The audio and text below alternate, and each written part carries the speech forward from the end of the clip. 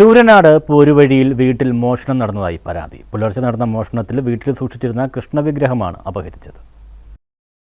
വീട്ടിൽ മോഷണം നടത്തിയതായി പരാതി. ശൂരനാട് പോരുവഴി വടക്കേമുറി താഴത്തു കിഴക്കേതിൽ ശ്രീജിത്തിന്റെ വീട്ടിൽ മോഷണം നടന്നതായിട്ടാണ് പരാതിയുള്ളത്. മോഷണം നടന്ന പുലർച്ചെ വീട്ടിൽ നിന്നും കൃഷ്ണവിഗ്രഹമാണ് അപഹരിച്ചത്. ഇന്നലെ വെളുപ്പിന് 4:15 സംഭവം. ഇടയ്ക്കൊന്ന് മഴ കയറിയായിരുന്നു. ആ സമയത്തായിരുന്നു ഇത് ഈ ഭൂമുഖത്ത് വെച്ചിരുന്ന ഒരു കൃഷ്ണ വിഗ്രഹം അത് മോഷണം പോവുകയുണ്ടായി. നിരന്തരം ഇവിടെ മോഷണവും കാര്യങ്ങളും വർദ്ധിച്ചു വരികയാണ്.